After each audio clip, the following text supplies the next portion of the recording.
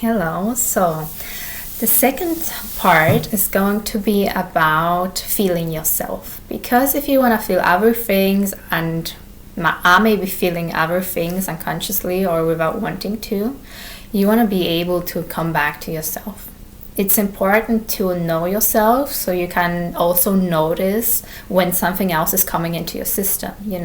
So you have to ground in your own being, spread out in your own being, like from the exercise before. And then if you feel something else, and if you allow it to come in and you want to feel it consciously, then it's okay. But if you are like, okay, everything is coming in, I don't know, where am I, where is my body, what is happening, who am I? So that's not a good space to be in anymore. So it's about boundaries. So find a space to sit and just close your eyes for a moment. Take a couple of breaths in and out. In and out.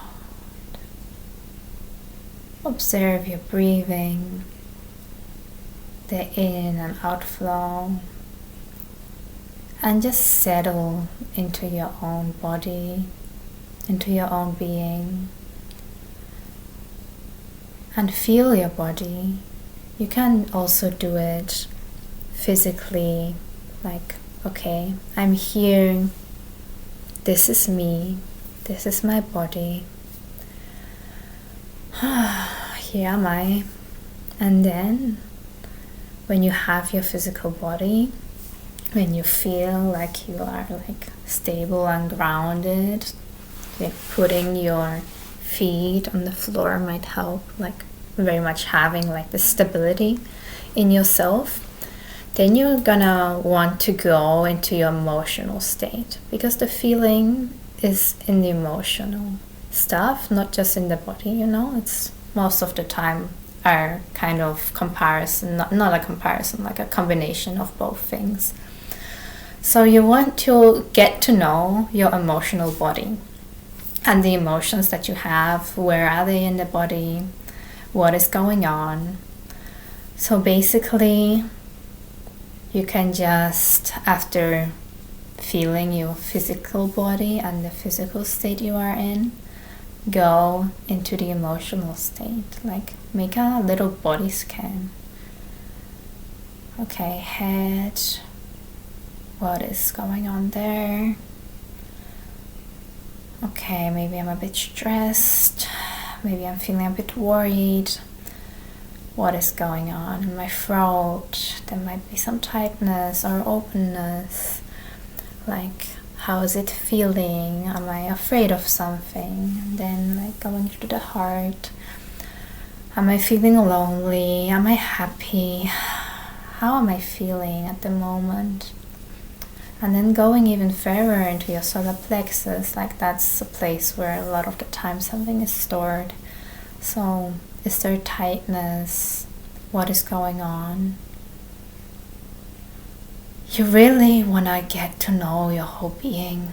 And if you know yourself, then you can very much and very easily pinpoint, okay, something else is going on, that's not mine. And then you can be very accurate and very sure, which gives you a place of safety. And that's important for doing this kind of work, being safe in your own space and in your own person. Okay, so there is a little warning I want to put out at the end of this. If you always know when something else is going on in your system, if you suddenly feel something, oh, there is this kind of weird tension, where is it coming from? It's not me, there is a being in the room or something like that. So don't do that all the time, don't put it onto others or onto other beings or the presence that they have, because it's also about you. If you feel it in your body, it can be that it's because of the other person or the other being, but it can also be, especially at the beginning of doing this work, is that just you're resonant to that. So basically, you might feel a poke in your solar plexus. And it's not only about there is a thing in the room, but there is also a part of it about, okay, this being I feel in my solar plexus because I still have a topic there, like maybe self-worth or anger or something that is being triggered right now. So you have to actually do the work. If you feel it at a special place and you might notice it coming again and again and again, then you have to like go into that and work with that. It's not just going to be about building a protective layer and then it's gone. It might work, but the problem is not gone, you know, it's still there. You just don't have this external impulse which is making you notice it. So this dark side of all of those beings, this polarity, is all about making us grow. So we are gonna have to work through our topics and then we can be open to even more and feel even more and see even more. It's like an amazing part that they have if we really learn to accept it.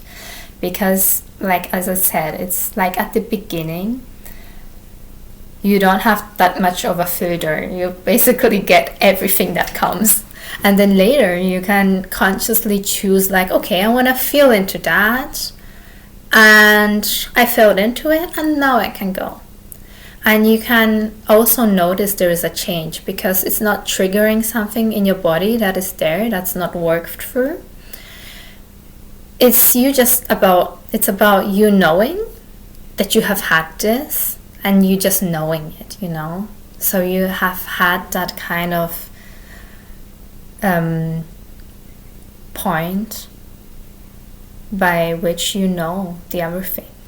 Because you can only like see or notice or feel things that are at kind of like your level, you know. You're not gonna be faced with like a very high hierarchy demon if you're like not that good at everything, you know. There is always a lesson behind it.